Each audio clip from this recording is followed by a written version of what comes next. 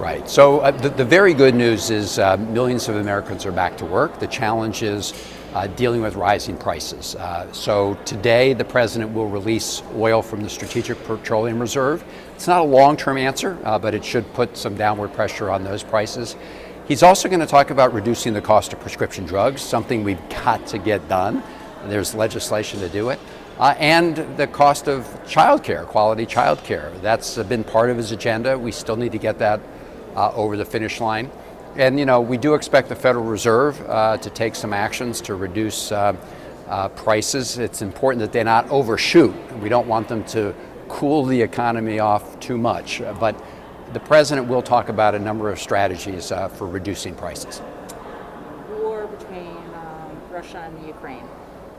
How is the president doing in this department? Is there anything more he should be doing? I think this is what President Biden was elected to do, to bring together the world to help protect democracies, and he has rallied our allies like we never would have expected. I mean, Switzerland, a neutral country, saying that they're going to get into this battle on behalf of Ukraine.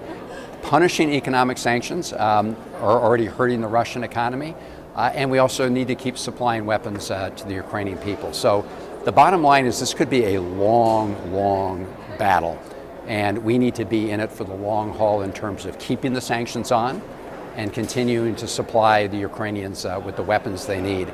In the long run, I'm confident that this will be seen as a huge miscalculation by Vladimir Putin. Will we ever see American boots on the ground? I'm sorry? Will we ever see American boots on the ground? No, you're not going to see American soldiers on the ground in Ukraine. You will see us deploying our soldiers to the front line of NATO countries. That's happening right now, to make it very clear that that's a tripwire. But we're also going to be supplying, and already are supplying, the Ukrainians with weapons. And look, Vladimir Putin may get into Kyiv, the capital, but there's a difference between getting in and holding it.